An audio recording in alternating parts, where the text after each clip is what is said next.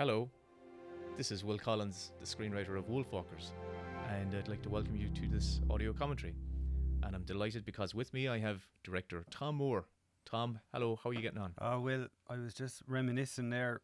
Isn't it lovely to think that what was once a dream, something we were imagining, would it ever happen? And now here we are doing the audio commentary for the DVD or Blu-ray box set. It's a real lovely moment that we're finally doing this, despite the fact that we're many miles apart over the internet. Yeah. Yeah, so apologies in advance if there's lagging moments and whatnot. We'll do our absolute best. 8 years later, Tom, it's amazing. 8 years, and I think it was something that we started working on while we were finishing Song of the Sea. Oh, if anyone's watching along now here with us, this should really a moment of gratitude to the very talented Ross Stewart, my co-director on this film, and Anita Gowan, his cousin, as it happens, who animated the wolf. But Ross did this whole logo on paper with inks, the Cartoon Saloon logo with the wolf, and it's just a good example of the attitude that Ross and I wanted to bring to the whole movie, which was to do as much of it as traditionally as possible, or have it feel as traditional animation as possible. It's a real love letter to hand-drawn animation, and Ross and I know each other for so long, and we came up with the idea together even before Will got involved. And Ross and I went to school together, and Ross was the art director on Secret of Kells, so it was lovely for us to co-direct this film, and we set it in Kilkenny where we both grew up as well. So in a lot of ways it was a love letter to our hometown and the stuff that we loved about classical animation. But Will, talk to us about how you got started on it. Well, I started I worked on Song of the Sea, and the short story of that is I had finished writing my first feature and was an unemployed writer, and I got a random email from Ross Murray, who was the former Cartoon Saloon cohort, and saying that they were finishing off their first feature, The Secret of Kells, and were looking for a writer for their next feature, Song of the Sea. And I just looked at the conceptual trailer online, and immediately first Secret of Kells, and immediately just went, oh my god, this is exactly what I want to do, because I wanted to do an animated feature, kind of like Studio Ghibli, but just went, how in the heck am I going to do that? And it literally just came out like a bolt of lightning out of the blue. So it was, when I went down and first met you, went out to the studio in Kilkenny, this is back in 2008, I immediately felt a kind of a connection with you and with the type of stories that you wanted to tell and what I wanted to tell as well. So that's a long time. 13 years ago now.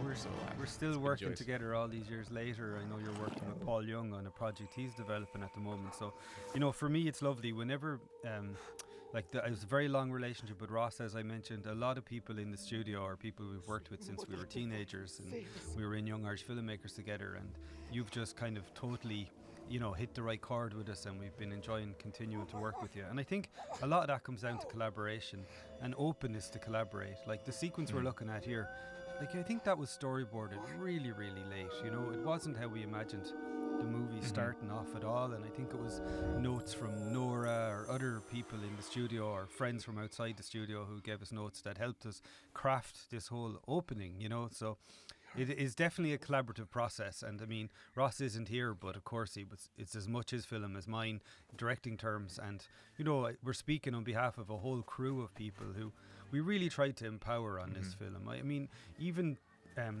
departments that are traditionally seen as quite technical, like the final line animation and so forth, and ink and paint, we really worked with all those departments to try and make them part of the filmmaking process. And that kind of spirit of collaboration was something that Ross and I really wanted to have in this project right from the start. Yeah, it was there from day one. Like, even it was just a small little sphere of the three of us, and it was kind of like this, Tom. A lot of the developments of Wolfwalkers was doing over Skype back in the day. Not a plug, not an endorsement, but it was. But it was. There was a true spirit of openness the whole way, and I think that's an essential.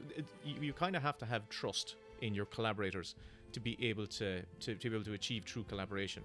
You kind of have to have a sense that you're willing, you're allowed to fail, you're allowed to make mistakes, you're allowed to try out ideas, and we certainly had that. We experimented so much, we had so many drafts, but everyone was, the collaboration with the lads was just fantastic, because we would entertain all voices, really, I suppose.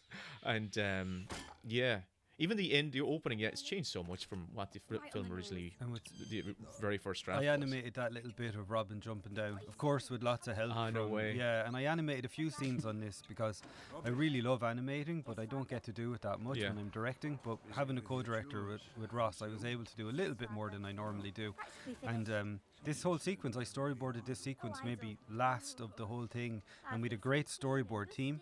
But very late in the day, we realised that the opening needed to be fairly much reworked, and the whole first act was reboarded after we'd done several animatics already, you know. So some of these first sequences we boarded last in the production, and like maybe in a day or two, and there's other sequences in it that maybe got worked and reworked over, you know, several years. So it's a real it's really interesting looking back on it that way. But maybe we should talk about some of the, you know, what came out of our very first, like what were the themes and stuff. Like when we brought it to you, what do you remember what Ross and I had even? I'm not afraid of a wolf. What I remember you having was a very compelling setting and a very dramatic concept for the story. And I just remember the wolf hunter and his son coming over to try and wipe out the last set of wolves. I remember what my instinct, and initially I could see how I could fit in because he'd done so much research. There was a real great, you captured a sense of the place immediately, like, you know, from even that early document. And I feel that maybe when I came on board, my focus was to nail down the drama and the relationships and the characters and the themes. And we had I remember the one meeting I remember the most is the very first story meeting Kilkenny, we had on this in March 2013, where there was you, me, Paul and Ross in the room, and like on that one day it felt like we'd kind of nailed down some of the tentpole themes and even kind of like beats of the story, the relationship. Yeah, feeling really giddy that it came together so well. I remember going upstairs. Adrian Merigeau was the art director on Song of the Sea, and myself and Ross went back upstairs later on, or in the middle of the day, and we were telling him what we were coming up with down in the room, and he was like, "Sounds like you're telling me about a film that's already made, and it's, you know, you're just telling me about it because you just saw it." Like, he felt it was so complete. Now it was far from the truth, but that enthusiasm gave us a lot of energy to kind of go through all the different drafts and beats.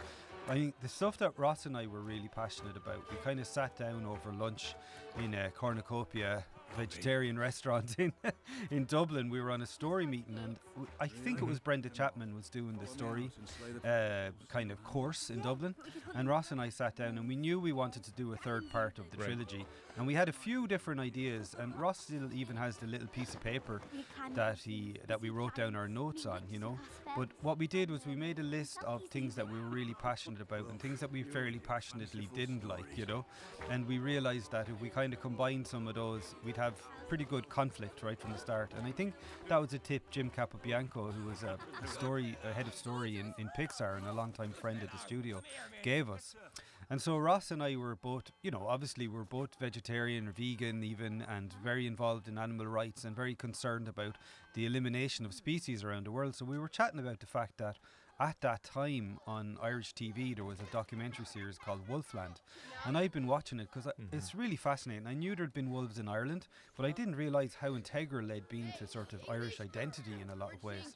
And that when we lost those wolves, when those wolves were wiped out, we lost a lot more than just the wolves. You know, the forests were destroyed, and a certain sense of self was gone. You know, there was a certain identification with the wildness and with the wolves that went far back in Irish history. And then from then on, when they were eliminated, we'd kind of changed ourselves as a culture. So Ross and I were kind of interested in speaking about that kind of speciesism where, you know, it's easy if you consider animals less than, then it's very easy to call the person you don't like an animal, and then they're suddenly less than human.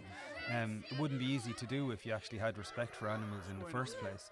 So we were sort of saying that was a big part of it. There was a long history of Irish people being called wild and animal-like and stuff during the colonisation. So we were talking about that. And then on the other hand, Ross and I were talking about things we were really passionate about, whether it was the history of Kilkenny where we grew up, or Irish mythology and stories like that, and we wanted to weave it all in. And we basically came up with the idea of the little kid was a little boy originally that came over with their dad, who was here to hunt the wolves for Oliver Cromwell, and that they want to be a hunter at first, and then they make friends with another little Irish kid who actually is one of these Wolfwalkers, you know. And those Wolfwalker stories, they were based on the Wolves of Ossory, which were stories from around here in Kilkenny that I'd heard when I was younger in Young Irish Filmmakers. I remember kind of filing it away somewhere in my brain that's very interesting, that we had our version of werewolves, you know. Even if they weren't monsters, they were more kind of seen as a benevolent kind of force. So, and it may be the way that the Wolves of Ossory stories went was maybe said something about the relationship that Irish people had to nature and to the wilderness. That was kind of special, because when people became wolves, they weren't necessarily monsters. They were, you know, the story was that one of the stories of them was that St. Patrick had cursed certain people who didn't want to convert into paganism, or from paganism to Christianity, that they would become wolves when they slept, because apparently these pagans were baying like wolves from the trees when he was trying to preach. And this idea that there was people from Kilkenny who, when they slept, they would become wolves, was in lots of stories. And you know, we even read in our research that as far away as the witch trials in Salem, anybody from Kilkenny was fairly immediately under suspicion of being one of these kind of, you know, shapeshifter wolves. But a lot of the stories were wolves leading lost people home through the forest, and so there was something really interesting in that Ross and I really wanted to delve into, you know. And that was very much like baked into the DNA of the story when I came on board. I could really, in actual fact, it was something really didn't have to discuss that much in the story's development, because it was so integral to the DNA. It was just there.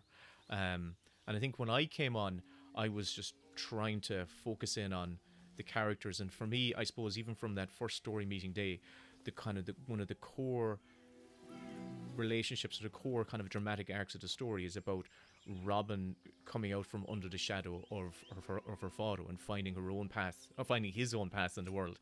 And also the relationship between Robin and Maeve, which in the early drafts, as you said there, Tom, in the early drafts, Robin was a boy. So for about 3 drafts, I believe, Robin was a boy. And it made for we had a totally different opening, an opening which I loved writing. I loved coming up with, and I think we all had a bit of we all had an attachment to it. And it was basically the opening. In my mind, I actually remember writing those pages, and it was on the flight back from the world premiere of Song of the Sea in Toronto, and I was on a plane back, and I never feel comfortable writing in public with anyone around, but everyone around me was asleep because it was a long haul flight. And I just kind of got up my little laptop or notepad thing and just started tipping the pages down, because I could feel I wanted to get this down. I had an urgency to get it down. So the opening that I had back then was basically a sequence of Robin and Bill hunting. We see them in action hunting. It was all silent. There was no dialogue. And they hunt and they kill a wolf. And in that sequence, I think Bill was bitten. Like from the get-go, Bill was bitten. So he was pushing back against this, you know, the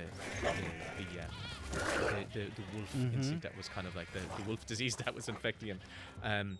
But once we changed, and I think that's a part of the reason we had to do a big change in the first act so late on, is because we had gotten, in my mind, kind of so attached to having Robin and Bill out in the forest. It took us forever to kind of let go of that concept. And there was some beautiful storyboards done by very talented storyboard artists like Guillaume Loren or Iker Madigan, Louise Bagnall, Giovanna Ferrari. We just had an amazing team. And I mean, I won't try and name everyone because you'll see all their names in the credits, but so many of them were there interrogating all our choices that we'd made in the script, which I thought was pretty solid. And I think a lot of that collaboration really helped us get it right. But I think I was attached to that as well, just visually. It was a lot of fun to imagine opening the movie with an action sequence like that. And it wasn't until, I think it was Ross who came up with that opening, and I storyboarded the first pass and Iker did the final pass of that opening with Maeve and Moll coming out of the forest and meeting Sean Og, who started off as a very minor character and ended up becoming kind of the voice of the people in the town over the different drafts. But I think the names always mean a lot to me. Like in all the films I've worked on, I always like naming the characters because it always had something to it. And the fact that Robin Goodfellow you know, it speaks to Shakespeare and a kind of English mythology that connects, you know, to the woods and to the Green Man and all that kind of stuff. And then the fact that Maeve Mocktira is, you know, Queen Maeve is a really important female character in Irish history and mythology, and Mocktira means son of the land. It speaks again to the Irish connection to the wolves. Like a wolf was called a Mocktira, so when you were naming a wolf, you were calling the son of the countryside, son of the land. You know, it said something even in what they were called. You know, so I felt like we knew the characters, but I actually realised we didn't really. Every draft we did of Robin as a boy, it seemed like we were inventing conflict or coming up with ideas for how his internal world would be stopping him being the hunter he wanted to be. And then when we made that external by making it a girl and making Robin a girl, and I remember it was Inktober and I was doing an ink drawing, and just for crack I drew my wife Lieselot as a child in the costume we'd been putting little boy Robin in, you know, and I was like, God, I know this character now, because Lieselot's really empathetic but with animals and really cares about animals and nature, but she's also very driven and very determined, and somebody who really, you know, doesn't take no for an answer, is always proven that she can do anything anybody else can do and stuff. And so for me that was kind of I kind of cracked the character then. I kind of realised that the boy Robin I never really knew, but girl Robin really made a lot of sense. And the fun thing is, a name like Robin, we didn't even have to change the name. It could still be Robin Goodfellow as a little girl, and which, you know, interesting, because I think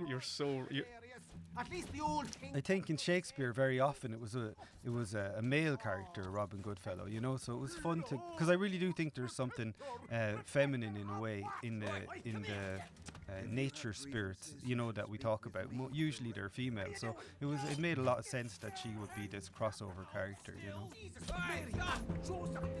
And yeah, it's so true. We got the note, I think, like maybe on the third draft, and we got it from a couple of people. Like Nora had it, and I know Lean Burke had it. Like, what if Robin was a girl?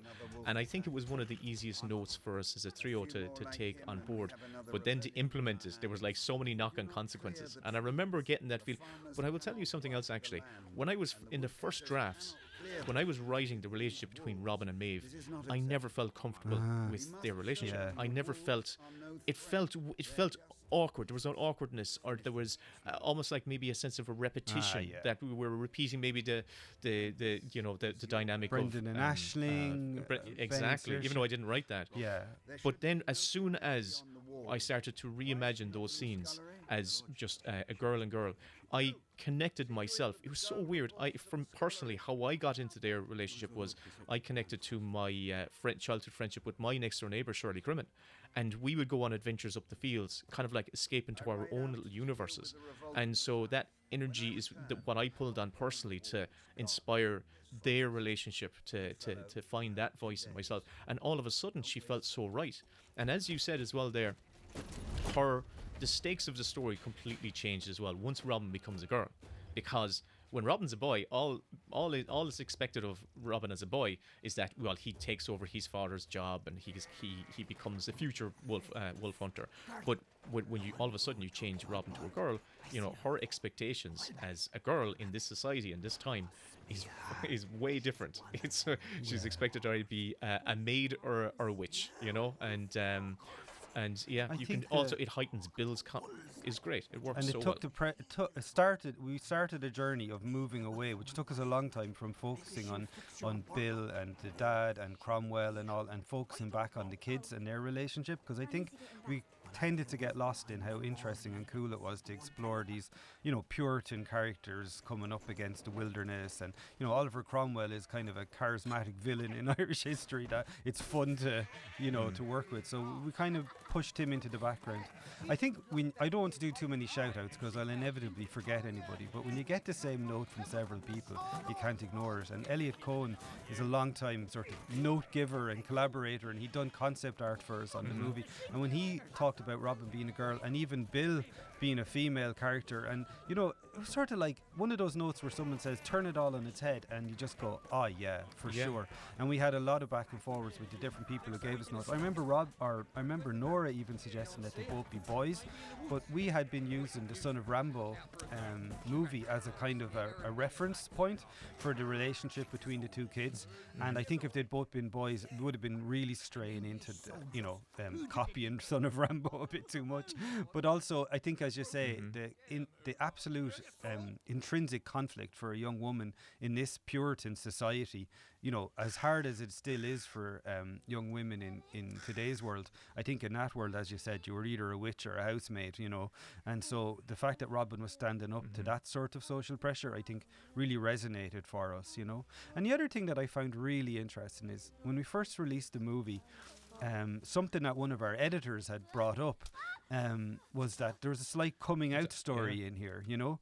And with a boy and a girl, you know, there's an obvious romance, but we thought by making them both girls originally that we were undoing that sort of implied romance, but actually not at all. And some people, you know, identified with the idea that the two of them could be having a crush on each other. And you know, we heard that while we were developing it, and I kind of loved that it spoke to people, because there's definitely a sort of coming out and a sort of transformation metaphor in there. And I kind of feel that that's the great thing about these kind of mythic archetypical stories. People can see their own story in it, where Ross might have seen it being an artist in the face of society, you know, sort of saying you can't be an artist, or that's not a good idea to be that. Or we've all sort of in our own way had a slight kind of, you know, coming out moment. But the fact that people from that community were identifying with the film in that way made me really happy, to be honest, you know. And it was funny because I do remember, I think it was Dara Byrne saying to us in the editing process, you know, this is a coming out story. And we did a whole session where he kind of told us the story as though that's what was going on, and it gave us a modern context for it. But of course, they're both just kids, so if anything, it's, you know, it's puppy love. But we really just sort of played it that it could be interpreted that way, but we didn't lean into it too heavy. It's great. I delight that people have multiple readings on it, and you know, it's great that people can identify with it in that way. And I suppose it maybe makes it feel for me that the story works and those characters work and the relationship works, and whatever way you want to read it. That's totally up to the audience. And I love that, because we're always digging into these old stories, these old legends and myths, and kind of looking for the little truth that kept that story going all these years, kept it being retold. And you know, they're usually an oral tradition that only got written down quite late, but there's definitely something in the human experience in these old stories that I always think is worth, you know, we're just, you know, we're like those relay race kind of people. We're taking these stories from an older generation and we're retelling them, and then someone else will retell them and it'll have another meaning for them. But there's some intrinsic human truth in these stories that I think is well worth you know, exploring and remembering. Certainly the Wolves of Ossory I thought was nice, because I'd never heard it as a kid, and when I did hear it as a teenager I was like, why haven't I heard that? And I think some of these stories fall into the background because they don't get retold because of history, because of the fact that the wolves were eliminated from Ireland. And I think it's kind of nice to bring those stories back into the fore and, you know, bring attention to them again and offer them to another generation, you know. Oh, Tom, I totally love that. And I'd never heard of the Wolves of Ossory before starting work on Wolfwalkers. It was obviously such a little local legend. And even up here, I find with my kids, I'm friends with several, like, you know, kind of Shanakees and storytellers up here who are trying to keep that tradition alive and preserving those stories. And there's a little lake near me. I live up in Donegal, Lyesk, and there's and I heard the story of like a creature that lives in that lake, like a kind of a Loch Ness monster. But I just went, no, I heard the story, and I've started to tell my kids a story, a dramatization of this a fisherman and this monster, and now I know I hear them telling their kids this story, and I just went, that legend is, you know, it's alive now. I just given it another kind of boost just by as you said, the relay race, passing on the baton and kind of like re-engaging. And how you keep it alive is by dramatizing it, is by, you know, putting characters in there that we care about, and we can walk through the story in their shoes. And and that's why I love about Song of the Sea and this and Secret of Kells, even though I don't have any involvement in it, but I think I think it's Fabrice and a I great thing in keeping this. This Fabrice and I and Nora talked about a lot about that with Secret of Kells, and I do think Wolfwalkers is kind of a culmination of a lot of those themes and ideas that were in Secret of Kells and Song of the Sea. It feels like there's a true line between them. They really all fit together as a kind of spiritual trilogy. They're all speaking to even my own personal development and my own thoughts about, without getting too kind of heavy, but I think in Secret of Kells I was kind of discovering the Celtic Christianity that had predated the Roman Church in Ireland, and that kind of connection to the older pagan ways of looking at the world, and I got interested in the kind of animism and different and another way of looking at nature as sort of a living thing worthy of consideration, not just a commodity. And I think that theme definitely runs through them all, and I definitely think with Song of the Sea we were looking at how that connection to nature was being broken when I was seeing that people were no longer seeing the seals as kind of persons or fellow travellers, and I think it's the same with the wolves when you think about it in Ireland. The way the wolves were respected as a fellow top of the food chain kind of creature that we were living alongside, and became something that we could just eliminate and destroy. And I do hope that we're reimagining a better story for future generations about how we live in a little bit more harmony with nature. I think for Ross and myself that's really important, and Ross is a real fan of Irish storytelling, and he plays traditional Irish music, he goes to storytelling festivals and stuff, and a lot of this stuff he was very passionate about, and both of us had talked about over the years. I mean, Ross was the one who gave me the book about Selkies when I had first started thinking about People of the Sea. the People of the Sea, and similarly for this, and I think that people like Eddie Lenihan, who we grew up listening to on Irish TV, I met him once or twice in my early 20s, and he really inspired my journey as a storyteller, because he sort of said these are our stories to reimagine and retell for our audience. They're not gospel, we can kind of reimagine and reinvent them. He almost gave me permission as someone who might be one of the the best Shanakees or Irish storytellers, that these stories are ours to retell and to reimagine. And I think that's what's really important too, that they don't become dogma, but rather something that can be interpreted. And someone else might tell a story based on Selkies or the Wolves of Ossory or even the history of the Book of Kells and have another take on it in 20-30 years, and I think that would be beautiful. And saved your life. You're welcome, Tony. And aside to that there, Tom, if anyone's listening to this and curious as to who Eddie Lenihan is, he's got an amazing podcast, and I can't remember his name, but tell me a story. Tell me a story. I think it's called. And Eddie Lenihan, he's from County Clare, and he's a definite national treasure. He's keeping these stories alive, and he's a really interesting guy. I think he started out as a linguist, studying the Irish language, and then ended up discovering all these stories in his research, and has just sort of dedicated himself to it. And definitely the great Shanachie in Song of the Sea is definitely a tip of the hat to Eddie. But we're looking now at some of my... Sure, you remember the day that came up in the story meeting. Go on. But I just wanted to say that we're watching now a sequence that I just love the characters' performance, and as much as we created the characters, I think the two girls, Honor Neefsey and Eva Whittaker, who played the parts of Robin and Maeve, they brought so much to it, and it was just such a pleasure to work with them. In total, I think we had 3 sessions with Honor and Eva.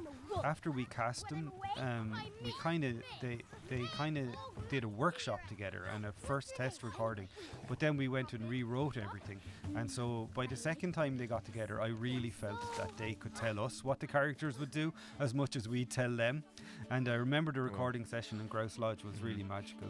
Eva was one of, we put out a big casting call, and Eva was sort of an untested young, I think she was 8 or 9 years old, and she just, she really sparked, and Ross and I just knew immediately she was definitely the right choice for Maeve. And Honor, same thing, her audition tape, she almost seemed to take the body language that we imagined for Robin. And again, she's from England, but not from the north of England, but she did such a good Sheffield sort of accent that we were convinced she was from the same region as Sean Bean, who we'd cast as the dad. So, it was just magical, and the two girls brought so much to the performance and gave the animators so much to work off, and I really think they're the heart and soul of the film. Oh man, you're talking about the. So this film was 7 years from when I started until it came out, and in those 7 years, my favorite experience was that experience in Gross Lodge, being with the Honor and Eva and Sean, all the cast, and watching the film come alive as our words passed through their lips, and they brought these characters to life in a way that sometimes when I'm writing dialogue, sometimes I go, oh God, is this going to be so clunky, or it's going to sound stupid? And I would read it back to myself and I'd say, oh, this sounds awful.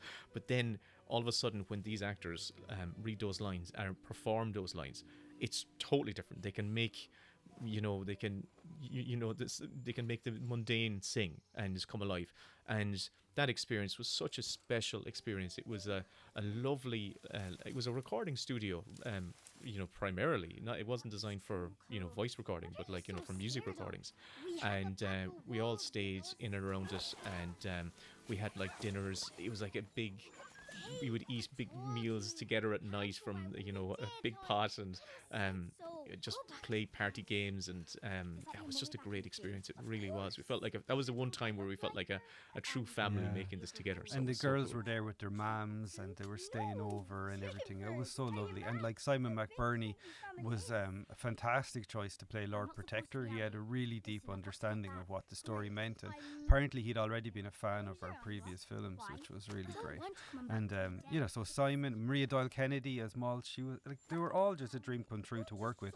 And certainly Sean Bean was somebody that Ross and I had been doing impersonations of and thinking of as we were drawing the character. I think we were watching Game of Thrones or something as we were working on the story, and it was just an absolute treat to hear him do the voices, and he was such a gent, and it was just lovely. And one of my favourite moments from that was Honor at a certain point has to impersonate Sean. So basically Robin is impersonating Dad. It was a sequence that we called What Have I Told You? I think it was Louise Bagnall came up with it in a storyboard session where she's kind of trying out how she's going to convince Dad about the wolves and the Wolfwalkers, and trying to preempt his reaction, as a lot of kids will do, don't get angry if I tell you this kind of thing.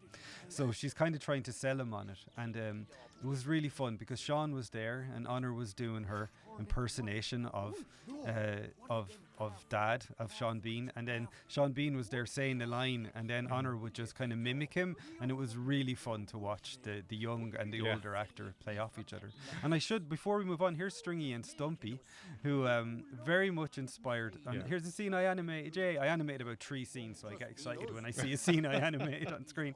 Brilliant. But it's amazing, Tom. Thank you. Well done. Come on. I mean, the team of animators we have, I'm almost sheepish to say I did anything because they did just so much beautiful work. And we had a great team in Luxembourg, great team in France. There's so many talented artists, and they all worked together as one big team, which was fantastic. And we would do acting workshops with the animators. Some of them came over, and we did workshops with John Morton, who plays Stumpy. He's a local Kilkenny actor, and since it was set in Kilkenny, it was nice to have a few Kilkenny actors in the incidental characters. And John is a director and writer in his own right. He has stuff on Irish TV. And then the other John Kenny, who played the great Shanachie we were just chatting about there, is Stringy. And those two characters were sort of comic relief that we had in mind from early on. And we'd seen this collection of folklore that was just being told by local people down in Wexford. I think the guy who collected it was called Michael Fortune, and it was called The Banshee Lives in the Handball Alley. But there was 2 kids in it, which were fantastic reference for Maeve, 2 young lads, I think maybe in Limerick or somewhere, telling stories. And they really made us think of Maeve. But there was 2 older fellas, and they were talking about the fairies and different folklore. And they were definitely the inspiration for Stringy and Stumpy. And I think one of them's even called Ned, because they kind of go away, Ned, be Jesus, Ned, and stuff like that. And then we have, I think the official name, I think, for Stumpy is Ned, It's great. It's gas when you say Stringy and Stumpy. That just reminds me of how many things, the little things that actually survived from that very, very first draft when I was writing it on the plane. And one of those things is Stringy and Stumpy, because that was me just going, I need to put in a place name here, and I'll give them names later on. And the other thing that survived from that initial draft was Town Tasties. because I remember Maeve was searching through Robin's stuff, and basically she comes to town, she finds Town Tasties, and I went, oh, it's a very good excuse for her to want to get into the town and want to steal these things that they taste nice. And I said, in my head, I'm going to research this and find a proper thing that she would actually look for in that, that would be not anachronistic to the time. And I couldn't found anything that sounded as good as Town Tasties. So Town Tasties just stuck for me, literally just lazily going, Town Tasties, and that was it. So it's weird the things that stayed. I want to mention, and this is completely an aside, quick aside, Tom. I met a friend of mine, writer, and his family last week, Christian O'Reilly, on a little island off of Donegal last week, and they have a girl called Fia, and she is the living, breathing embodiment of Maeve. Her hair, her face, her demeanour, everything about it. I should have told you off call on this one, but I'm going to have to send you a Paul's picture. daughter, who's called Robin, is very like Maeve too. She has the red hair and the spirit and character. I think we captured a certain quintessential little Irish bold girl in her, Yeah.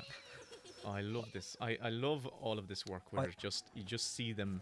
It's not falling. It's falling in friends with each other. Yeah. I mean, they're so young. It doesn't have any other element except very pure friendship, I think, and a kind of a little bit of the friendship of the two actors came across. Honor and Eva didn't really know each other, but over the recording sessions, you definitely felt that their personalities were gelling and they were getting on with each other. And I just want to say, I'm seeing gorgeous animation from all the teams in all the studios, and gorgeous backgrounds and every level of craftsmanship, and I will get into that in more detail in the animatic commentary that we're going to do as well. So elsewhere on the bonus disc, you'll find much more detail about the craft, and I think Will and I will focus mostly on the broader themes of the filmmaking. And if you're really interested in hearing about the animation and the people who created all this beautiful work, we'll get into that in more detail on the other commentary. Just to say they're not the same thing. They're going to focus on different One things. of the things I love is yourself. Yeah, one of the things I do love, like from a person who's there at the beginning of the pipe, and not knowing how things are going to be visualized. When I saw the film in its completion, the performances that were captured in the characters. What I mean by is like the animation, the performances. They were wonderful. There was times I just if you, it's about this whole filmmaking thing truly is collaboration. If you bring good people to a story, they can really elevate. You can raise everyone else's very work. Much co-directors. I feel it's amazing what comes from it and how much you rely on it. Like this is the sequence I was just talking about, the What Have I Told You, and Nick DeBray in Luxembourg. Some of the animators, we were so lucky. We inherited people from Breadwinner who were really doing subtle acting on that, and people who'd worked on other 2D productions, which thankfully 2D animation is actually booming at the moment in Europe, where we thought when we set up the studio we were the last light in the darkness. We were actually fighting for 2D animators, but we were so lucky on this, and I think animators enjoyed it because I'm really a fan of cartoony broad animation, which is always fun to draw and fun to watch, and so I think they got to let loose a little bit. The people who'd worked on Breadwinner, which had to be by its nature much more subtle, I think they enjoyed being a little bit more cartoony on this. But honestly, I mean, I really think that we had such a talented team in every department, and I don't want to leave anybody out, but yeah, we will get into it in more detail. Someone that we just saw was Sean Ogue, played by Tommy Tiernan, again a favourite of ours, and for that part he was just perfect, and he brought so much energy, and he recorded separately. He recorded in Kilkenny because we couldn't get him to Grouse Lodge. Usually we try and have everybody together in a big workshop playing off each other, because for me to direct voices is so much easier when the actors are playing off each other. There isn't as much really isn't as much direction, because you're just capturing magic with every take when they're playing against each other. So as I said, Sean and Honor were playing against each other for this scene, but Tommy is just a force of nature, an Irish comedian and actor, and he really brought so much to it. And I'd been listening to some of his videos that he'd done when he was walking around Ireland. He did a series walking around Ireland, again collecting stories, and he'd met a guy called John Moriarty, who's just a fantastic, again another Shanachie that has so much to say about the spiritual side of things and the spirituality of of nature and the idea of the rights of nature and stuff.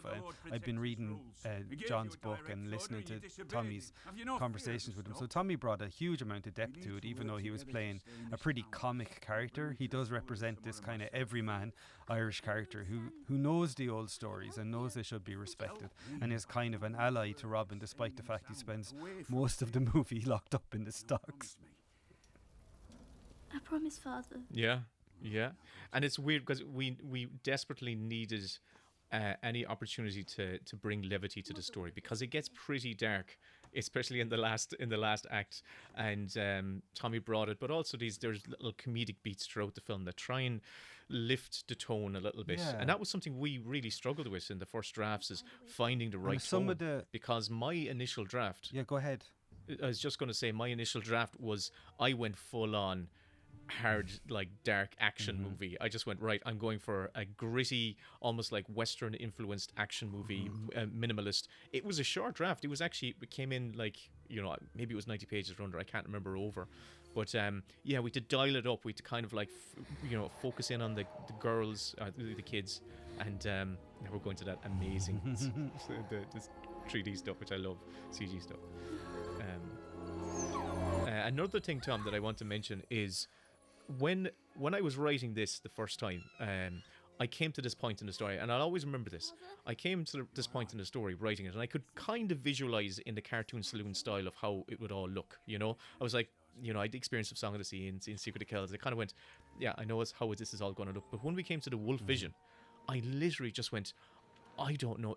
In my head, I kind of had a stop. Now, I don't remember which one of us had the idea, because it's 7 years ago. But in the process of writing, I remember coming to a full stop and just going, crikey, is this going to be a bit mad, or is this, can we pull it off? And I remember writing you an email and saying, look, we're going to do this kind of wolf vision thing, and it's going to be like from a different point of view that we've never seen in any of the cartoon films.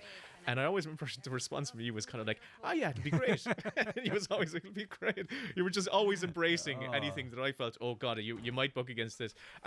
But then I just kind of put down my impressions, and all it was just impressions. But what was achieved by Evan and all the team was just blew my impressions that were in my head out of the water. It was amazing. It really was amazing. From a story point of view, I love this sequence. Yeah, from a story point of view, I think Ross and I really felt that Wolf Vision needed to be something really spectacular, and we needed to push out of the boundaries of what we'd done before. And I mean, the first test for it, which I really loved, was done by Emmanuel Asquier-Bressard, who's a fantastic French animator.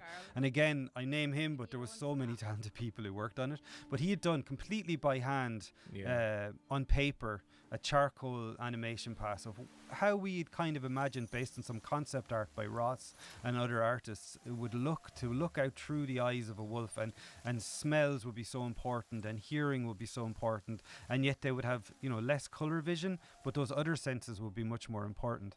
And Emmanuel's test was really impressive. But then we knew that we couldn't do a whole sequence like that, and we had it in the conceptual trailer as some kind of a reference point. But we asked Evan McNamara, who's really talented, another Irish director we've worked with before, but he has his own studio as well in Dublin, and just someone I really admire for his kind of fear no art. He'll do CG, he'll do stop motion and hand-drawn, and he kind of knew that we needed it to feel hand-drawn at the end, but we also needed that immersive quality. And he came up with this fantastic technique where he was mixing kind of a VR first pass with a final pass that required a whole team of about 9 people to draw each frame by frame. And there was grumbling and moaning from some of the team because it was so much work. But I think everyone agreed in the end it was so impressive to see, full pages of detailed backgrounds, fully drawn, animated in 3 dimensions, with all that beautiful effects of the smells and sounds and everything visualized. And I think it's kind of became a a big high point of the movie. And it was what's always exciting is you're pushing the art form. If you're pushing the art form, pushing the medium, showing what can be done, using new technology, but like referring to the old school techniques, I just love it. I love that it starts with VR and ends up with charcoal and pencil on paper. And that's how we achieved it, rather than, which I think is more common in modern animation, there might be some lovely 2D animation as a reference, and then it all gets polished and finished off in a very, highfalutin CG style. We kind of almost went backwards with it, which is great. Here's Tommy again, by the way. I love it, Tommy. And I want to call out that previous sequence where we have Robin working, being stuck working in the keep, as it were. That actually, I love that sequence. I love how it's executed. But actually, it was one of those late changes where that sequence kind of happened a bit later, and I think we shifted it earlier, and all of it was just all of a sudden when you shift the whole sequence earlier, it just worked. We just knew immediately, went, oh God, this whole thing works. And was it Nora? Nora plays the little old lady there. Yeah, she calls her and Bridget. I love her performance in it. Yeah. Nora who directed, Nora who obviously the Cartoon Saloon co-heads and director of Breadwinner, and Nora does so much voice work, and I just love her good quality of her voice, and I love the quality that she brings to that character as well. We're She's just not so oppressive, lucky with the voices again, that we have talented actors like Paul Young and Niamh Miles and Nora Toomey, who are artists in the studio, and then they also do the scratch. And very often, we like the scratch so much that it feels kind of odd at first to hear the actual actors doing it. So it was lovely for Nora, who'd done the scratch, to do the final voice as well. It's kind of fun, I think, to realise that some of the artists who might have worked on it are actually doing voices for a long time before we hear the final actors, because all through that storyboard process you're just kind of doing scratch, and usually scratch is pretty crappy. It's just unprofessional actors doing it more for timing than anything else, but we have some talented actors in the studio, so that's great. Merlin, what's happened to you? And you're talking about scratch there, Tom, and I think it's maybe a good time to talk about the music, because in the scratch, Dara would have put in like temp tracks and whatnot over, through the film. So there's that moment you live with the film with these temp tracks for so long, like temp music, that it almost feels like it fits it. So there's this, because the music happens so late in the process, there's this, I felt so nervous. I was like, I had gotten so attached to the temp track myself, I was nervous to hear it with the actual music, but I knew it was going to be amazing.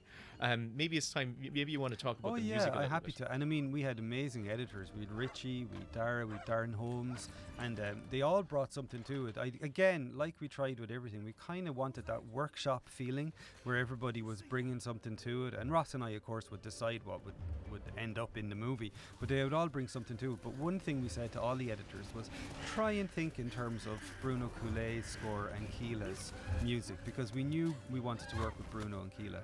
As much as there's a continuity of visual style, we wanted a continuity of musical style, and Bruno's been the composer.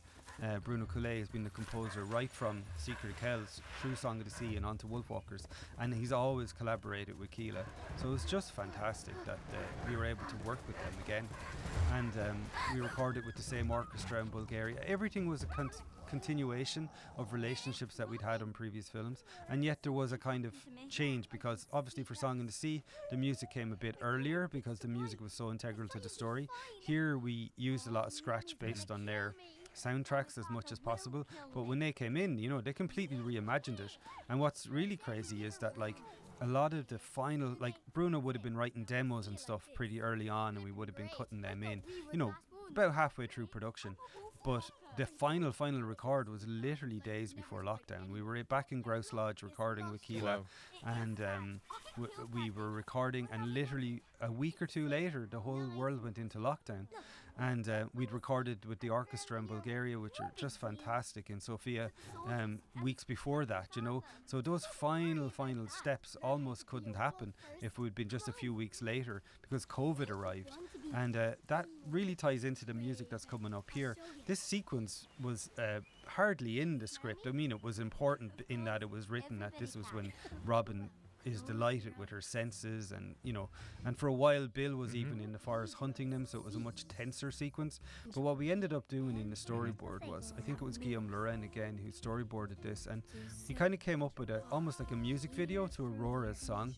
And Aurora Agnes was somebody that just showed up on my playlist. I used to run to kind of de-stress a bit at lunchtime every day, and I'd go for the same 5k run, and my phone would throw playlists at me, and people had said to me on Twitter, I think, fans had said, oh, you have to hear Running with the Wolves from Aurora, and it just happened to coalesce that it came up on my playlist, and whatever algorithm came together, and so a suggestion that I'd heard, I realized, oh, this is the song people were talking about on Twitter. This is a brilliant song, and I listened to it over and over again on that run, and I came up and I immediately went in. I think it was Richie Cody was editing at that point, and asked him to try it out on this sequence that we'd been using a different bit of scratch for, and it felt really good, and Guillaume was really excited about it.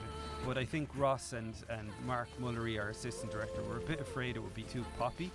But we said, let's just leave it for now. And we storyboarded the sequence with Aurora's original song in. And at one point we realised it was a bit long, and Richie trimmed it. And the whole time we were going, I hope we can get her to do the song. So we were really delighted when she agreed to do it. Yeah. And really delighted that she was up for changing the words a little bit, making it a bit shorter, and working with Keela and Bruno to change the orchestration, because her original is quite poppy and electronic, and they were able to reorchestrate it so it sounded like the rest of the score and the movie. But we'd put it off, and it had taken so long to get it going that literally we had to record her from Norway. We were hoping that she'd come to Dublin. I was looking forward to meeting her because I had become such a fan of her work, and she really sounded to me like the singing voice of Robin. She had a really young voice in the original song, and she still has that quality to her voice, but she had to record from Norway with Bruno in France and Cullum here in Ireland and myself and Ross, and it worked out fine. It was really amazing how well it worked out, and I definitely think the oral and musical high point tent pole of the movie is here, because it's the moment where our character the moment where our character really becomes who she is and realizes that this is a world she's not going to be easily able to turn her back on and go back to her normal life again. And then story structure, this I think story structure is very fluid, and there shouldn't be any prescriptive way of looking at story structure, but you really, in every story there should be a midpoint where we kind of get our cake and eat it, where your character gets their cake and eat, and we really feel that they've entered that new realm and are fully living and appreciating this new realm, whatever it may be. You see it in every film, and that is what this is for me. It's that like midpoint, joy, or midpoint climax. And so I've heard people say, oh, it's when she becomes a wolf is the beginning of the second act. And I'm like going, well, that's your second act, it's my third act or whatever. It's all fluid, and that's what I feel is so important about storytelling. The more I've gone on in my career, the more I've realized that the books really don't have the answer, and it's really fluid. And if a film is too prescriptive, then it feels mechanical and it feels artificial, and it really does. You can feel the artificiality of it. And what I kind of have loved about all these three films is that they have their own little types variants in the structure. They all feel handmade, handcrafted, and they all have they're not fitting the mold exactly as it should according to the books. But another quick note is that I am so glad, because that Aurora song was one of the temp tracks used in the animatic, and I genuinely was so glad to see that you managed to keep it in and get her to do it, because I had gotten so attached to that song. I thought, oh God, I don't think we can find anything better than that song right there. It's the highlight of the film for me, so I love it. For a long time, I welled up probably every. Yeah. We were lucky she loved the film and wanted to be involved, because her star was ascending all through production. She'd gone from somebody I hadn't heard of to somebody that was in big Disney movies and Frozen 2 and everything. So I was like, oh crap, we might have to come up with something like this, but not exactly this. And I always would have felt that it would have been less than. So I'm so delighted she did it. And just back on what you're talking about structure, like I remember we did a Robert McKee's story masterclass while we were writing it. And there were so many things like that. And I think they're kind of guideposts. I think Pete Docter talked about it once, that if you're lost and it's a map to help you get unlost, but you shouldn't be using it as a an absolute structure that you have to adhere to. And I definitely think from talking to yourself and Fabrice and talking to Jim Capobianco and all these different people about story over the years, what I've learned is it's much more tone. I think if you know the tone you're going for and you're getting the emotion of you follow the character's emotion much more than the structure. And I think sometimes in the writing and storyboard process we get really locked into stuff that we think is so important, and because it's for the structure, it's almost like story science. You have to do this by this stage, and then you have to do this, and everything has to be explained. But when you look at someone like Miyazaki, who's a big hero of mine, it's much more about tone, emotion, feel. You're just following the kind of emotional journey of the characters rather than kind of questioning every little detail and plot point. And I think that speaks a lot to kind of the Irish sense of oral storytelling. It's much more about the crack that you're having. Are the audience engaged? Are you bored, or not? And that's more important, I think, than hitting every beat according to some formula, which I think is maybe it can feel a bit oppressive at times, even though it's very useful.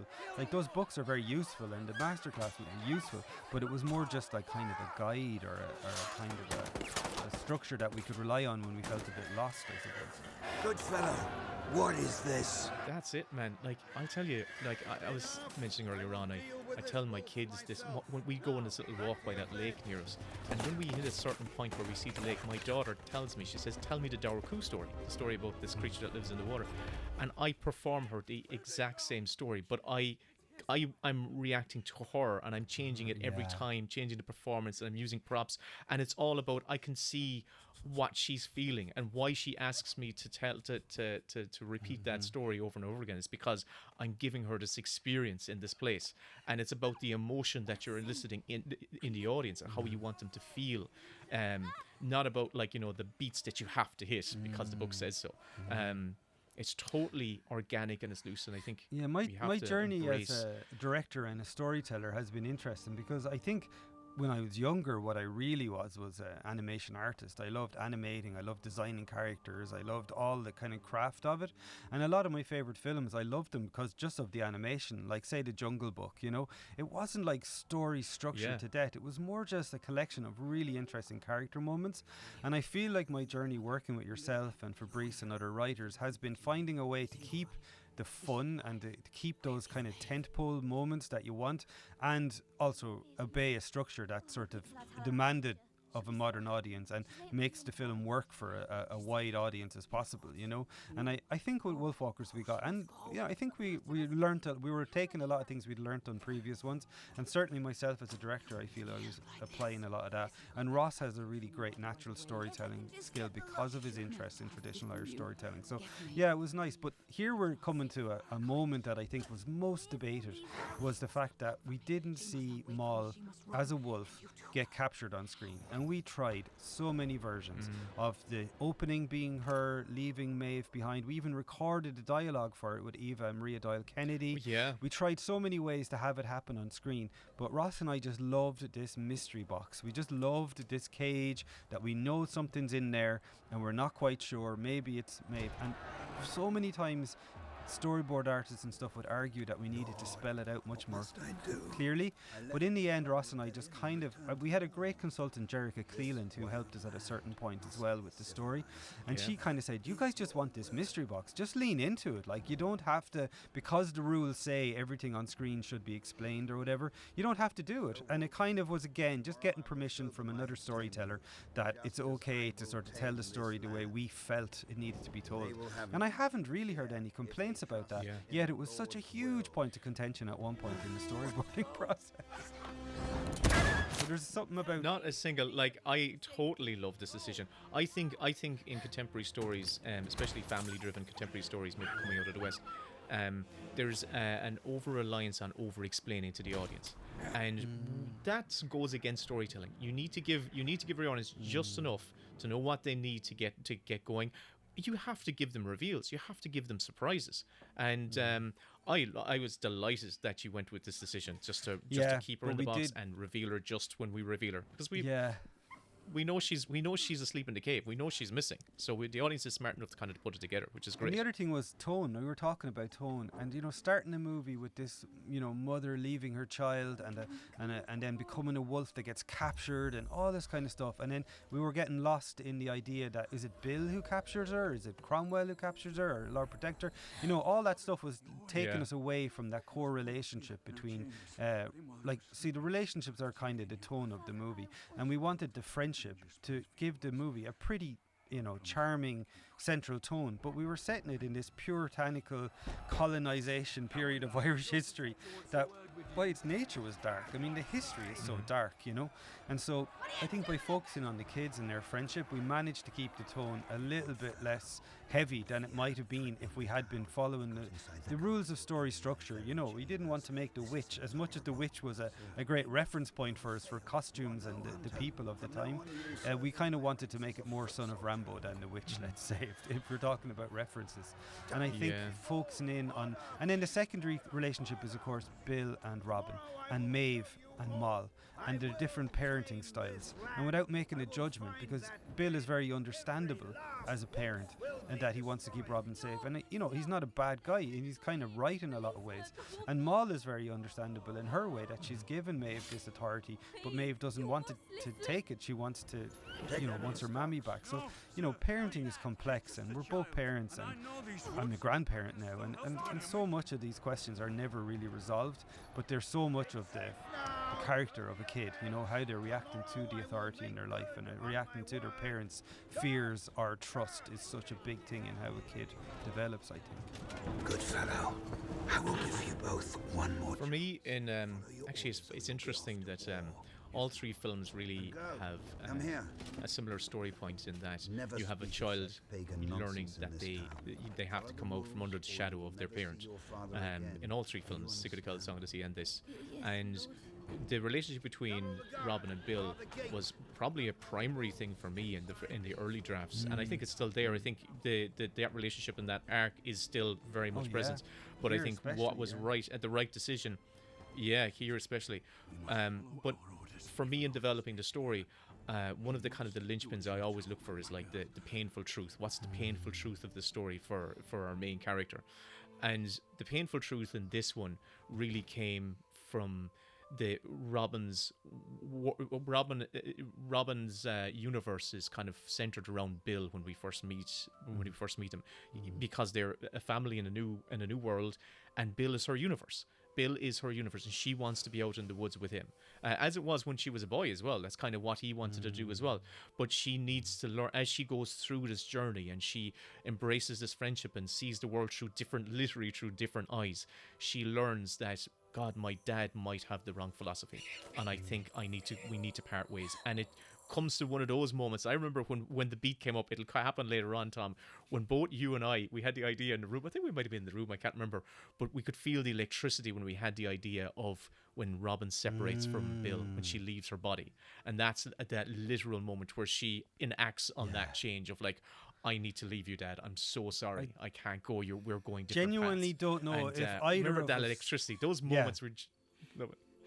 I genuinely don't know who said it first, but for me, I immediately visualized it and felt, God, that's a mythic moment. And Ross was totally on board too, because it just summed up the whole thing, that he can't let her go. So she literally has to transform and leave her body behind. And he's so overprotective that he gets left with basically a corpse in his arms, a child in a coma. Yeah. And he has to see what she can do as a wolf before he can understand, how much he has to let go. And really, in some ways, I feel a lot for Bill, because, he's such a flawed character, and she has to drag him through his arc. I think Robin completes her arc much more organically, and Bill has to be dragged through it and end up seeing his daughter almost like killed by Lord Protector, who's his boss and his center. The rules of Lord Protector are what Bill is relying on to keep her safe, and when he sees that he's actually willing to kill her in her wolf form, that's when he goes through his transformation and becomes a wolf. And I think all of that stuff feels bigger than us. It feels like we're tapping into some mythic, archetypical world of imagery and archetypes and stuff. I don't know. whenever you get those moments, they're very tingly, all right, and those are the things you hang on to more than story that's structure. exactly You're like, it. this is a mythic Yeah, man. moment. This is huge, you know. Tell her to leave. Leave Yeah. her. She moved. That was it. And just as you described it there, this is kind of how it happens in a story meeting. We're literally, there's three of us, and or more as we went. We would be just hammering out ideas or bouncing out ideas, and you could feel one person might blurt it out, and another person would. It was like playing tennis, and it was just like boom, boom, boom, and you don't know who said it first, but we just all felt it at the same time. You just have to be so and generous. I remember we had several Yeah, of you those just have to be ones. so generous and just feel this is a collaborative creature that we're all taking part in telling this story. And then, you know, when it's released, as we said, the different reception, lots of different people saw different things in it, and it's theirs then, you know. I suppose we only own it for as long as we're working on it, and then it gets released into the world and it's different. It's just passing through us. We're not just like being parents. You only have them. They're not even yours. You're just looking after them until they get old, and they just pass on to become their own thing. So they're not yours, and this story isn't ours. I don't feel it's and moving through us. I feel for And, Ross, for example, he has such a strong connection to nature, and such a strong. All his personal paintings are dealing with nature and everything. I think for him, he really related to being able to express the forest and the contrast between the town and nature. He's such a strong art director himself.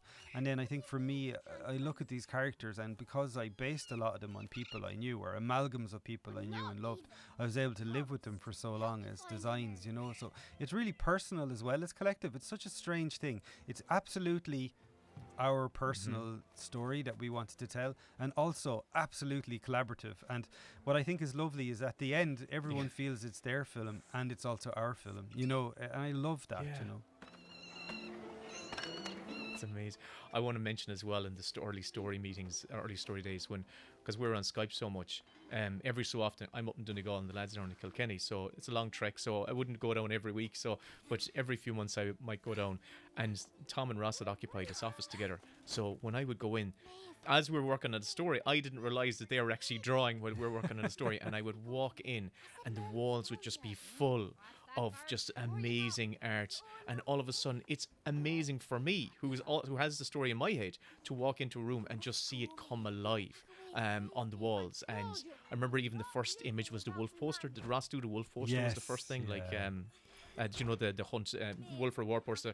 I was like, oh, this is bold. I just loved it. Was so electrifying. I absolutely loved it. And that really played into my energy as well. Like what I could see, your creative energy then would inspire me, and I could take that. I would absorb that, and would help fuel me when I was thinking about this world as well. And I think it's important it's such a really for great any experience. film I've worked on, or directed or co-directed, the art direction and the design is as much a part of the reason to make the movie. These aren't movies that I could imagine in any other medium. I'm not trying to make a live action movie in animation, or a movie that could just as easily be CG, and it's why I never go to see those live action remakes of those Disney films, because to me they're animation, they're cartoons, and they speak in the language of cartoons, and I always feel that animation has its own language. So Ross and I were really excited. Like, Ross is a natural fine artist, so he paints nature, but he also does block prints as well. And what we were trying to do was to come up with ways to tell the story that could only be told in our form of hand drawn, and that would be part of the storytelling process. So it was integral that we'd be drawing and doing concepts all the time that we were writing, because that would also inform the story too. And they very much go hand in hand. I mean, I think part of what I was excited about at certain points was just the fact that I'm always feeling that hand-drawn animation, it gets too cleaned up and tidy, and the artists almost become invisible. And what I love about movies like The Jungle Book is you can kind of see the artist's hand. It's a bit scratchier. So we actually made that part of the language of the movie. Like, you'll notice that when Robin is trying to fit in, she has these hard, thick black lines all around her, and that's down to the really talented clean-up animation team that would do the final lines on screen. But then whenever she's more in touch with her wild side, she's drawn like Maeve, and Maeve is all scratchy and rough and pencily, and we were able to use actually how Robin was drawn to show how she felt inside, how we were actually drawing her. It wasn't just her facial expressions or the actor's intonation. It was also the actual lines and marks we were making. And that goes through to ink and paint, the way they coloured the character, the way the compositing artists lit the scene. All of that was all kind of helping to feed this kind of slightly expressionistic way of telling the story. And I think that was a big part of what Ross and I wanted to do. We'd had these ideas in Secret of Kells, and we've been trying out different things on Secret of Kells and Song of the Sea, and now we sort of said, let this be our kind of big last hurrah. Let us try everything that we've ever been talking about in one last kind of triple decker sandwich of story and art direction and design, you know. No, she caught the wolf. Yeah, man. I've recently been revisiting a lot of great films and thinking about, you know, films I love. And kind of a common denominator is the attention to detail. You know, the great films have very, very specific and you know, focused attention to detail. And that's what I think you achieved, and we all achieved in this film, is that everyone slaved over everything. You know, every line was slaved over, every line was but every detail, every corner of this film, from the visual aspect to the sound, to the performance, everything was slaved over. And you can feel that. You can just feel it from this film. And I think that's what elevates this film from being a really good film to an amazing film, in my opinion. So yeah, well done, lads. And yeah, like, I wish Ross was here as well. Yeah, He could, yeah. He's off out in he nature contributed. painting. He's in a well-deserved break. He's over in the west of Ireland painting, so he is. So fair play to him, you know. And I mean, I think Ross and I are both kind of draftspeople and artists first. I mean, I'm taking time off now in a few weeks to go to Paris and do life drawing and focus very much on my own artistic journey. But I think it all comes back and informs how we make films, and I think it's why we like to make films in animation, in hand-drawn animation, because it's a beautiful mixture of storytelling and music and all those wonderful components and draftsmanship. And I think we just like spending our days drawing, and I think you can see it in our films, and it's very much how we think is in drawn animation. I don't really imagine these films any other way, and so they kind of, I think you see it. And I think so many artists, there's so many people brought a real artistry. You know, a lot of the time in animation it can be a little bit technical, a little bit craftsmanship, but we really try to give everyone the opportunity to feel like an artist working on it, and that's what I love about it too. We also brought a lot of the language of like illustration and comic books, because I feel when you're making a hand-drawn film, you have this wide, you can see, look, when Maeve breaks open when she goes really angry, the lines are really angry and stuff, and you're drawing on this history of hand-drawn art that goes back to cave paintings, you know, and you can use that whole history to help tell your story rather than kind of tying yourself down. Sometimes it's budget, sometimes it's schedule, sometimes it's just production needs that you have to kind of stick to one very simple style for the whole production, and that can be charming, but I love when you can experiment. I just think it brings so much more to it. This sequence was so hard to storyboard. Yeah, I think this was one of those sequences that got boarded again. This is one of my favourite sequences. Yeah, it was so. I think Iker Madigan was the one who cracked it in the end. And it's Collar that demon and put her in. yeah, it nails, and Eva's performance here really beautiful. really adds to it as well. So beautiful. This film is so charged with emotion, and right here it's her fury and rage and terror and dread, and she captured not only like in its amazingly visualized, but her voice performance really. She was a power of nature, because she'd never performed in anything before this, and she literally, no word of a lie, when she gave her first line readings, a lot of the first takes you could have just locked and you could have just used for the finished film, and it was just a case of everyone was looking at each other going, maybe another go, because she was so scary. She She was was so talented. unbelievable. Herself and Anna were so talented. I'm glad they're not my kids, because they're such good actors. Like, she would be crying her eyes out and then would just stop and go, okay, was that okay? They're You're like, really what? amazing. How did you do that? You're magical. It's such a magical power. Music and acting are so far from how I work, because I work in such an iterative way that I kind of build it up bit by bit, but they're just on. The other thing that's worth pointing out here is every animator, hand-drawn animator's wrist will start to ache when they see all the crowds that we have, and we had to really come up with clever ways to animate a crowd, and we didn't want them to be clones or anything. We wanted them to be just as interesting. And Federico Pervano, one of the main character designers, he actually caricatured all the crew into the crowd, so there's fairly unflattering versions of nearly everybody, including myself and Ross, in a lot of these crowd scenes, which I think was just made it a little bit easier to deal with drawing so many characters. And also we were using the style to our advantage because they're Puritans and they're kind of uptight. We were able to animate them in a slightly less fluid way than we would animate, Maeve or the Wolves. And in that way, we were kind of using the limitations to make a point that these people were so uptight that they moved in a slightly stiffer way. And that, when Robin becomes a Wolfwalker, she's animated much more fluidly than she is at the beginning when she's much more kind of poppy and clicky. So again, not just the way they're drawn, but actually how they move, I hope says something about how they're animated. I hope says something about their personality. Yeah. Worthy soldier tonight. No, it really does. It all adds up. It's all layers, and they all add up to the same end goal of telling a compelling story about these characters that you care about. And what I love about the story is that the characters are put in pretty perilous and given pretty treacherous and awful decisions. Like Robin now, fire is burning and Robin's going to turn against her, and Maeve is calling on her army of wolves to go in and charge, and what she intends to do I don't know, but it could end up bloody, and it's getting pretty intense now, which is kind of like what the first draft was the whole way through. There was that kind of vibe of this oppressive world, and it was fairly dark and action-packed, but I love the performance. I feel like as well, hand-drawn animation gives you... It's a bit like Quentin Blake's illustrations for the Roald Dahl books. They kind of set the tone as quirky rather than terrifying. If you read those actual stories, they were pretty dark for children. But I think the fact that it's rendered in this kind of animation style makes it a little bit more palatable and makes it powerful in a different way. You're speaking in the language of dreams or whatever, rather than it actually being a little girl who's in mortal danger. It's funny. It's a funny tension, because you do really believe that they're in trouble. And a big shout out to the background team, Stefano and Maria Pareja and all the amazing team that managed to this is another thing people don't realize.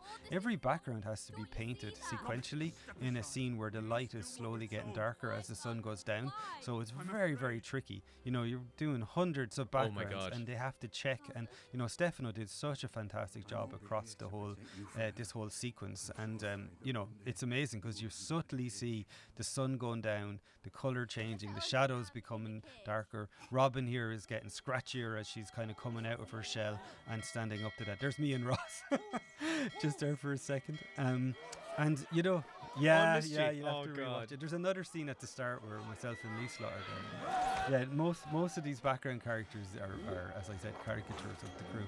But you were talking about painful truth. This moment where Robin, we almost felt like it was like a fake ending in a way. It was kind of fun. In a way, Robin escaping and standing up to Dad and escaping and rejoining with Maeve and Moll.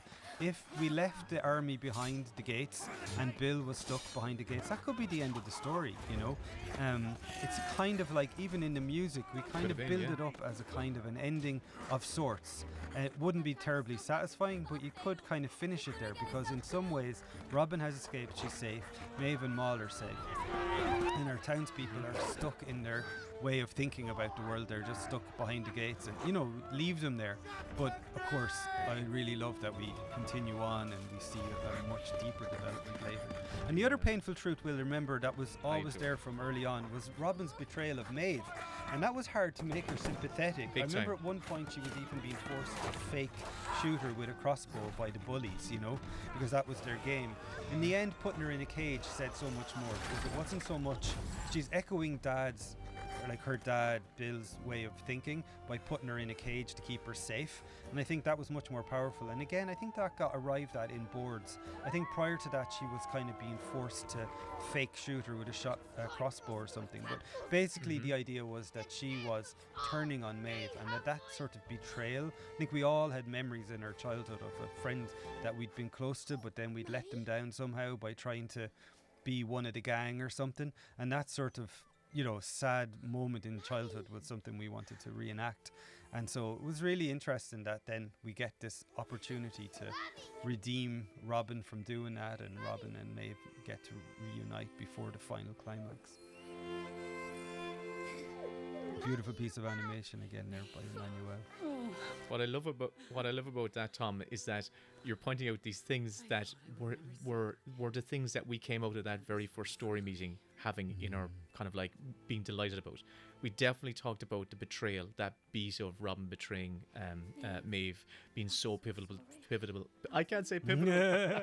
Pivotal to the story, and Bill and Robin turning her back on Bill, and also I think I fell in love with the idea how it played out in that very first kind of story, is that Robin steals a it was so convoluted, steals a wolf skin, wasn't that it? She brings the wolf skin back so that Moll could like return, or Maeve could kind of, I can't remember how it worked out. More like but basically Robin was running through the woods with this wolf skin. That's it.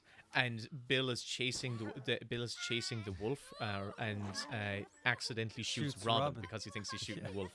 And we had a big shoots Robin, yeah. So Bill shot Robin. When Bill shoots Moll here, she was out of the story for the final act of the film. Which was terrible. That was the but problem. it seemed powerful when we were focusing on Bill, that he would shoot his own child. He'd be so blinded by this. But actually the focus needs to be on Robin, and that's how we came to this mythic moment. I tell a lie. This was the most difficult sequence to storyboard. Oh my God. I did multiple passes. Giovanna Ferrari, who's fantastic at emotions. Iker did a pass. I think everyone did a pass of this.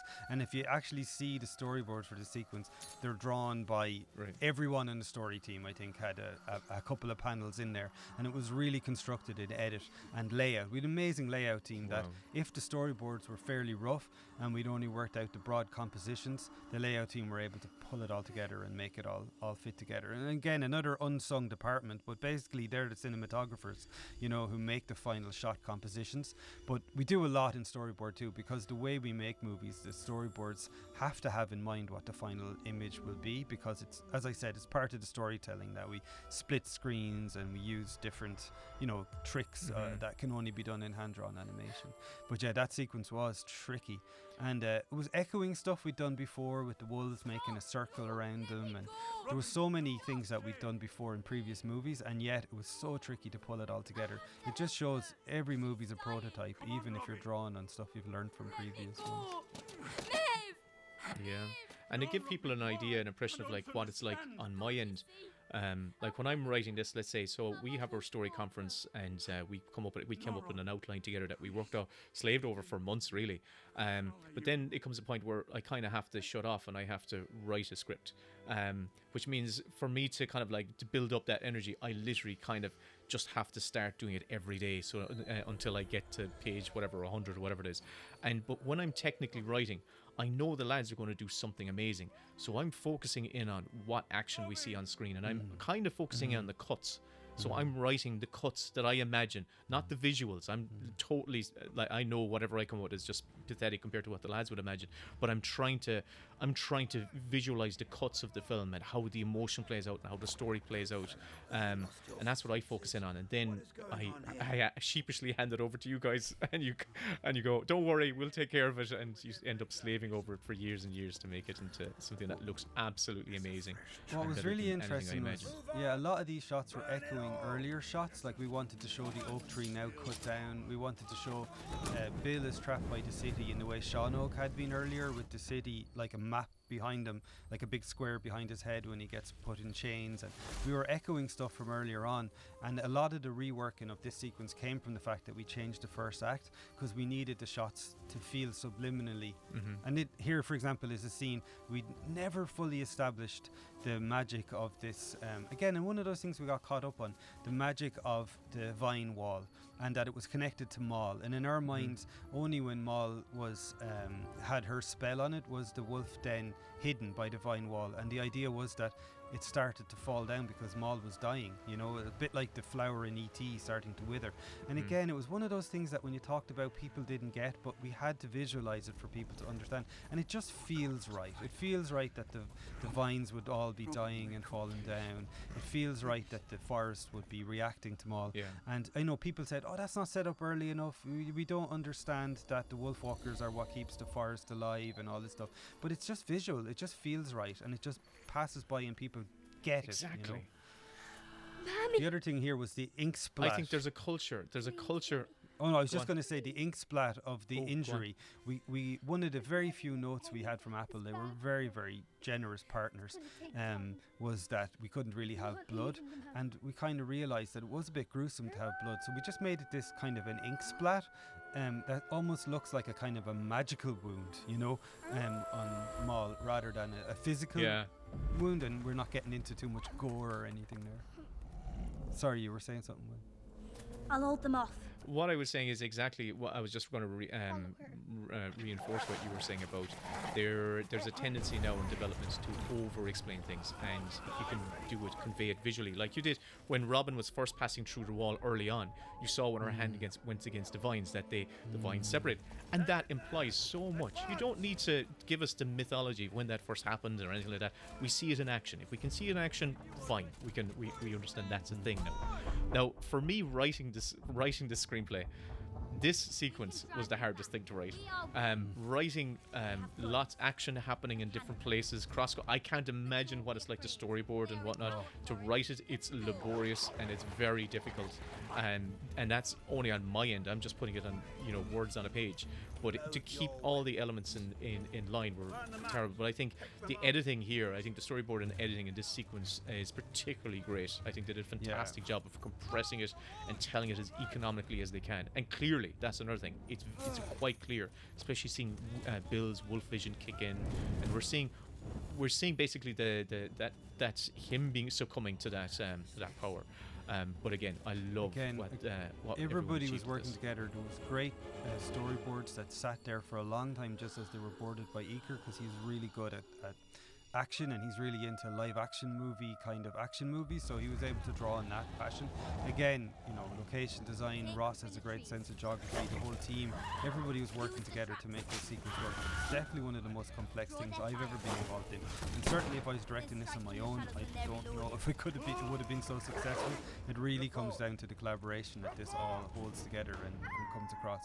And every department, again, I might speak about the storyboards, but that's just the very beginning.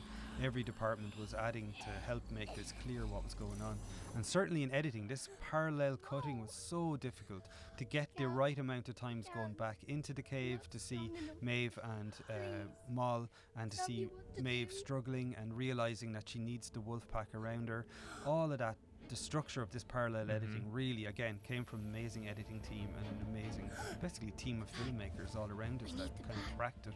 And I really felt, I think, this is one of those sequences that right up until the end of production, when we had all the scenes composited with the wolf vision sequences like this, it was constantly changing. I think it was frustrating for production, because I think it was very late that Ross and I realised that we needed this scene where we saw through Robin's eyes her being this kind of badass leader of the wolf pack in wolf vision.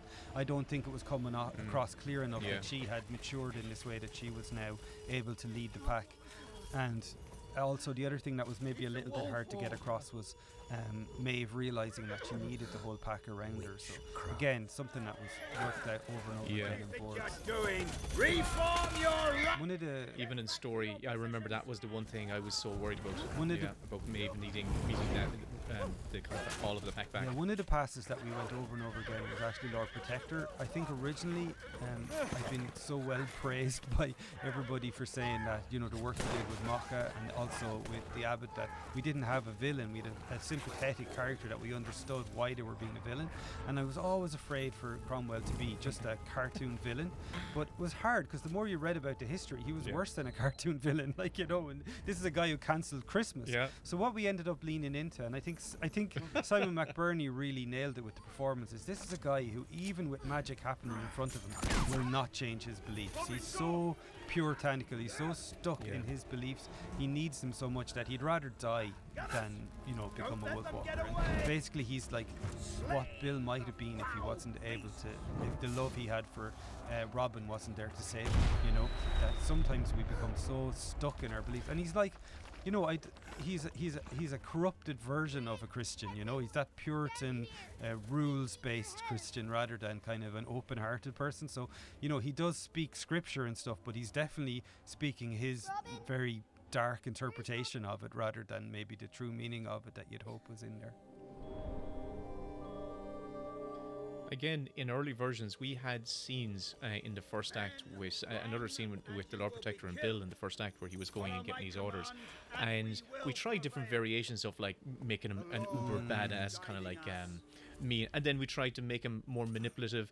And I remember I felt happiest when we just leaned into the fact that he is our story's kind of like, you know, overarching, you know, villain in a classical sense. And as you just said, lean into the fact that he was over there just trying to get a job done. And he had his set of beliefs, and he was running this machine, this war machine across Ireland at the time. And he's not someone who enjoys, you know, we just leaned he's into not someone who enjoys being bad as he is. I think when we read about Oliver Cromwell, we went, okay, this guy was a true believer. Let's play it that he's not. He really believes he so believes what he's doing, and the horrible things he's doing are for the best, that he's fulfilling God's will or whatever. That's why he's so dangerous. And I think it was Simon McBurney said that's what made him so dangerous. He is a true believer. He really felt he was on a mission, and that nothing was going to dissuade him from it. And he had no openness to change, therefore he wasn't going to change, therefore there was no real hope for redemption for him, you know. And he's maybe a warning kind of character, because I think we've different types of strong men leaders rising now around the world, and we talked about different ones, but we definitely didn't think he was just sort of your con man leader or the kind of person who only wants power for corrupt reasons. This guy probably is as hard on himself as he is on everyone else. He's probably a deeply miserable person, you know, rather than somebody who's tricking everybody else so that he can get some kind of worldly riches or whatever. So we went through a few versions of him, and we had to really think about who he was, and we ended up with, I think, somebody that a character that represents a way of seeing the world that's so intransient that it's impossible to change. Run! Enough! He's kind of a tragic character in that way too. He's not a cartoonish villain. I hope not. Yeah.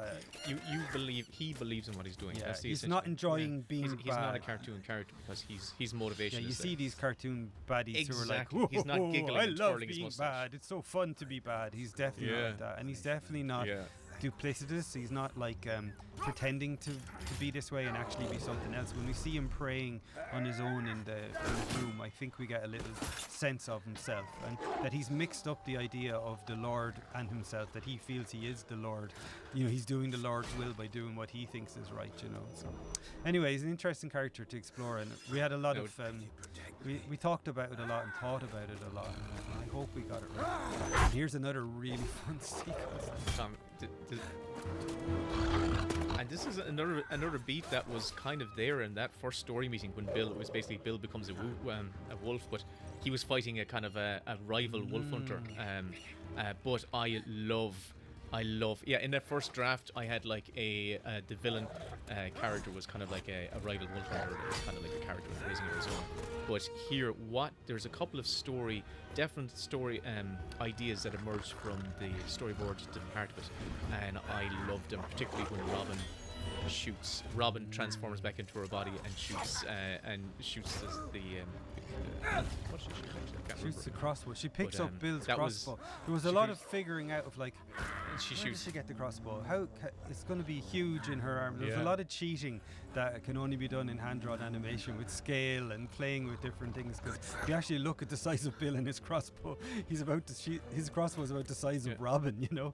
But it just all feels right. That, you know, that this is how. And what I love about this is that we see Cromwell figuring it out in those clever shots, and we see Cromwell putting it together. That hang on a second, Bill, this wolf here is that man, and then that wonderful reveal. Robin has transformed back into herself, and I love that. That's I can't take credit for that moment. That someone in the storyboard team was amazing. Great I love that team, moment. and they're all in the credits, and I hope we all can be proud of it. Yeah, we had some, and I think we're really lucky. People like Louise and Guillaume were directors in their own right. Here's the sequence. This sequence here, I boarded myself, and it was really tricky to do. About setting up, and we tried to set it up earlier that his armor comes apart and that he can unbuckle his armor. We were trying to see how does he actually do this, and it's not Bill's fault. Bill would have turned him into a Wolfwalker, and it would have been another story. But actually, rather than let that happen, he opens his armor. And there's a lot of people who are like, oh, don't let him fall to his ambiguous death, because so many villains die like that. But we just couldn't think of anything better. It just felt right,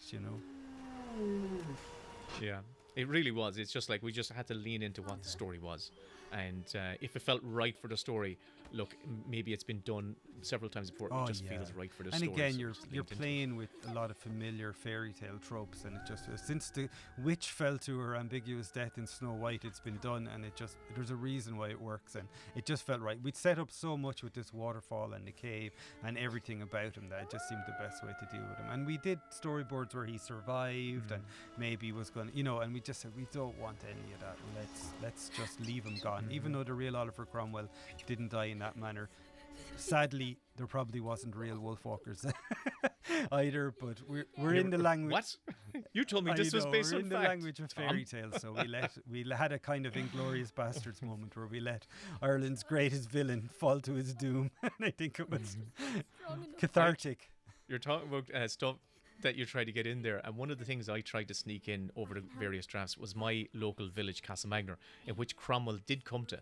And so I had in there that early on that Cromwell says, "Oh, I have to go down to Castlemagner and sort them out." And I wanted to see how long I could keep it in there, but I think it went with the scene. It went with one of the early scene with Cromwell, and I'm getting it in the audio commentary, Good for you. Up Castlemagner, Castlemagner. That's what I'm saying. There's a song that I think it's Carmel Winters is the director from the same place that you're from, and she made. Yeah, she's from the same. She made a movie close to me, where there was a song that my mother had sang, that her grandmother had sang to her, that we gave to Maeve just for a moment. So there's all these little moments. The Shueen Shuhu, it's like one of the oldest Irish language lullabies that we have, and it's what Maeve sings to herself to comfort herself. But I mean, guys, we're talking, and this is epic stuff going on screen. Some beautiful character animation, beautiful effects animation. There was early drafts where some of the bully kids had followed them all the way up here to be redeemed, but we just had this moment where Sean gets his comeuppance on these guards who put him in chains, and now the whole town are kind of remembering what they'd forgotten, hiding behind walls, and they're seeing, the power of the Wolfwalkers from a distance, and there's a little hope of redemption for the people there. Beautiful. And then we're back to this again. We had so many amazing, talented people on the team, but Emmanuel just has the skill to animate both effects, animation, magic, and characters together. So he did this pass with the girls in the kind of spirit realm. It's almost like, I always felt it was almost like a psychedelic trance that a shaman might go into when they're trying to healing somebody, and they go into the spirit world and then come back to our world with the power to heal. And I was always very interested in shamanistic healing and those kind of rituals and how they might have been represented in this, imagined Irish indigenous culture. So it was just wonderful to get that in there. And then here's Mathilde, amazing animator again. The subtlety of her animation. Sandra did this one. I won't call out everybody because there's too many to call out, but some really beautiful stuff that, again, honestly, I can't imagine how I could have done it with any other team. They just did such a gorgeous job. And even the even the much debated redemption of Bill. We talked about it a lot, but it just felt right that who would call him back. So we had to really work it out that I think Robin kind of looks back, and then Moll, played by Marie Doyle Kennedy, is the one who kind of forgives him. After all, he shot her just a few hours ago. Yeah, but she's exactly. the one that welcomes him into the pack. And I think that's really important. Exactly, and her forgiveness, her having that, being the one who says, "Come on in, will you?" Works. And also, as someone pointed out, I remember, you see all these reviews and analysis of the film, and people question Bill's arc, and this is the arc of Bill is only beginning now. this isn't Bill's story. Bill's, in my head, Bill's kind of arc begins from here. This is the beginning of Bill's journey. This has been Robin's journey primarily, and Maeve, and yeah. Oh, actually, another little thing. I love this. That's a beautiful. And I have to say, the amount of work. I think Sean O came to prominence. Sorry, the whole Jesus, unbelievable. cleanup department had to work on that scene with all the wolves and scratchy line. It was so much work. Sorry, tell us about Sean Og before we're done.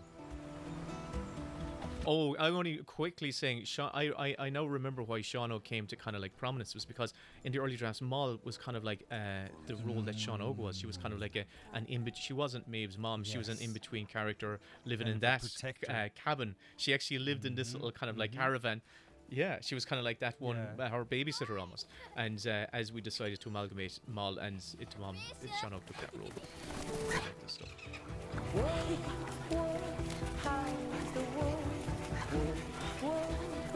But yeah, this sequence is unbelievable. The animation by Anita and the work that was put together by everyone to do it. It's something that way more epic than we've ever done in cartoons before. All of that animation. And I'm really happy that we have a hopeful ending. Ross, I think, got to get some of his favourite landscape in there, but they're heading off to the west, and hopefully it's all for the best. Who knows what happens next? We've discussed different types of sequels, and I think it's best to just leave it to the audience to imagine what happens.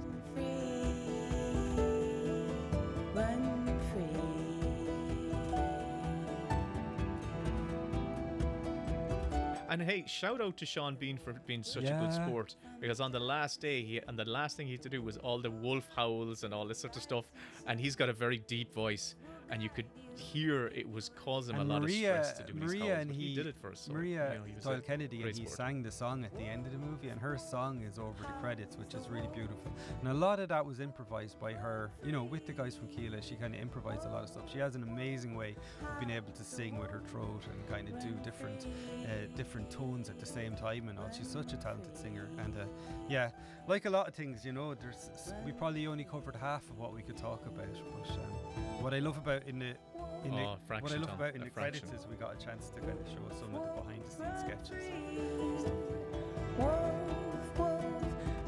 Yeah, it's gorgeous.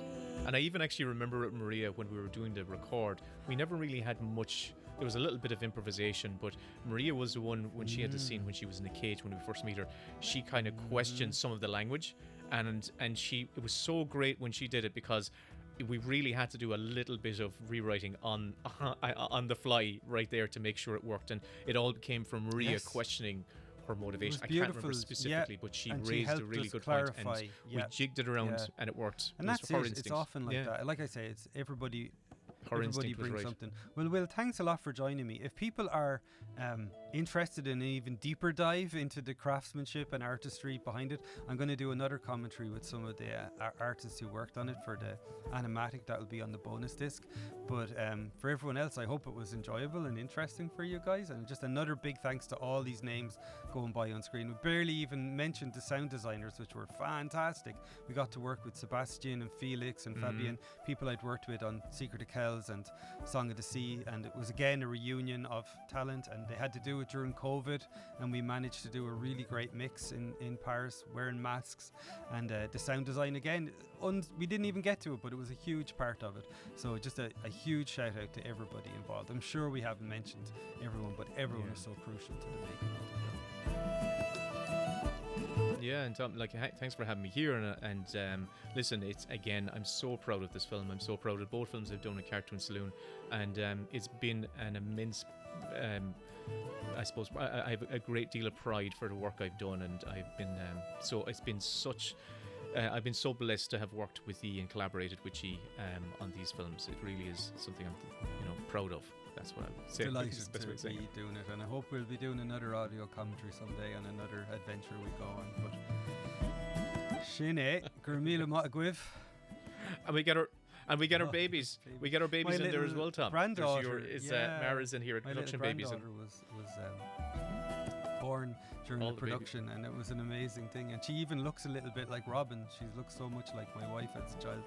She's growing up now. She's 3 years old now, and she looks a bit like Robin. So that's lovely. That shows how long these things take to get made. The amount of babies. My Ellie was born in this.